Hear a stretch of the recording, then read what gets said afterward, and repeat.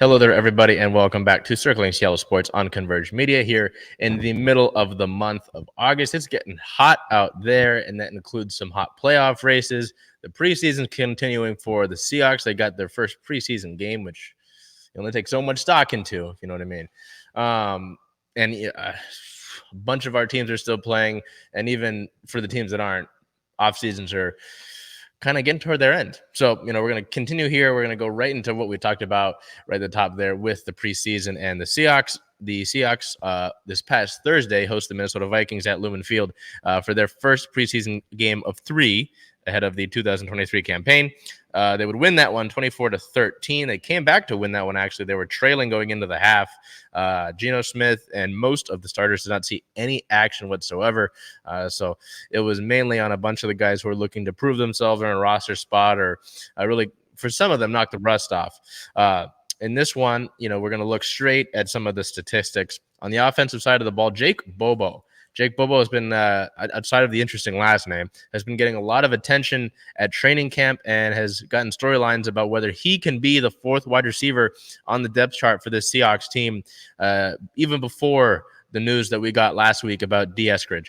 So Bobo had, again, limited sample size, and this isn't going to mean a ton because there's always that big player in the preseason that fans will get drawn to, and then he doesn't end up making the team and so on and so forth. But Bobo put up a nice performance here, helped the Seahawks in their comeback effort, and was able to get the 3 catches. Again, has pushed D. Eskridge in training camp for that 4th wide receiver spot on the depth chart. But again, don't want to take too much stock in it. D. Eskridge's situation is still being assessed by the team, so on and so forth.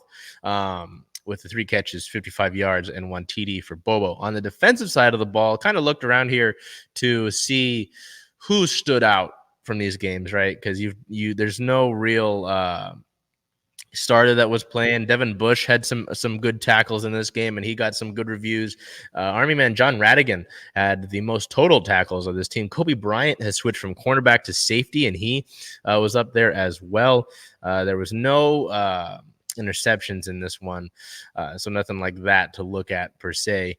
But Levi Bell, linebacker, pass rusher, whatever you'd like to choose, I thought had an interesting performance. 3 solo tackles, 1 sack, a tackle for loss, and 3 quarterback hits, which is the most on the team for this game.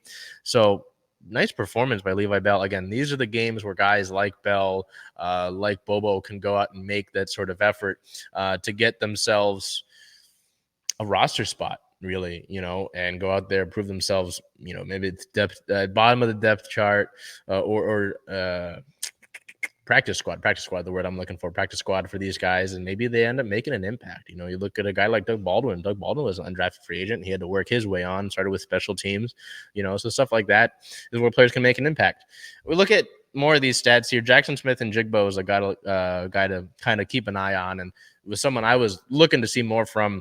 Had 3 catches here in this game for 25 yards, so not bad, again, and still playing with some of the backup quarterbacks. Drew Lock was the guy who started this game for Seattle. 2 touchdowns on the game and an interception. He did get sacked once. The tough part with Drew Lock is there was a lot of excitement about this performance, and he did some good things. But through, I believe it's 5 games that he's played with Seattle, all in total, including preseason. It might just be 5 preseason games. Drew Lock has 5 touchdowns and 5 turnovers. So you want to take care of the football. That's Pete Carroll's big thing. But he's still a serviceable backup, and that's all you really need him to be. Holton Ahlers had an interesting game. He only threw 4 passes. He completed all 4 of them for 43 yards and a touchdown.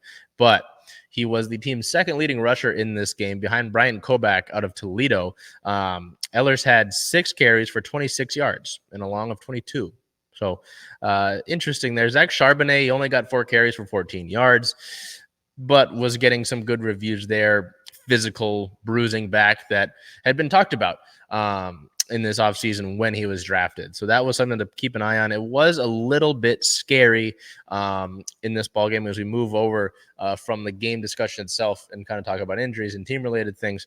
During that game, Kate Johnson, a wide receiver, in his second year with the team, was transported to Harborview Medical Center to be evaluated for head and neck injuries, but he was in stable condition. He was released from the hospital the following day, but is in concussion protocol. So good to hear that the hospital stay was more of a precautionary measure than anything else. We look at team-related news and roster, of course. Again, I talked about it last week with training camp coming around. It's going to be roster moves, guys up and down, the same names here and there. On the 8th, the team signed defensive end Jordan Ferguson and waived cornerback Andrew Whitaker with an injury designation. On the 9th, the team signed nose tackle Anthony Montalva and waived outside linebacker Josh Ononogju. There was the news about Kate Johnson, of course, that I mentioned. And then on August 12th, the team signed wide receiver Rashawn Henry, who you can see pictured on your screen, and waived nose tackle Robert Cooper. That is about it for the Seahawks. Again, it was very interesting. We talked about it. I want to say it was last year, but it might have been 2 years ago. I think it was 2 years ago, where the team had Kason Williams at the University of Washington really burst out in the preseason, have great games, and then he was a part of roster cuts, and people, there was not happy reactions when it came to him getting released. So so on and so forth. Again, it'll be interesting if Jake Bobo is able to continue this performance, again, from training camp into the games. And he's got his second chance to do so when the Seahawks host their second and last hosting preseason game. They'll go on the road for their third one, August 19th at home at Lumen Field versus the Dallas Cowboys. That is a 7 o'clock Pacific time start. Again, it'll be interesting not only to see the performances of guys who have been standouts in training camp. We probably won't see much of the starters at all, maybe a drive or so, but I imagine Pete Carroll and the Seahawks, especially with the 3 preseason games as opposed to the 4, will be getting in a lot of the guys that they want to get looks at, the backups, the reserves, guys that are not at the top of the depth chart. So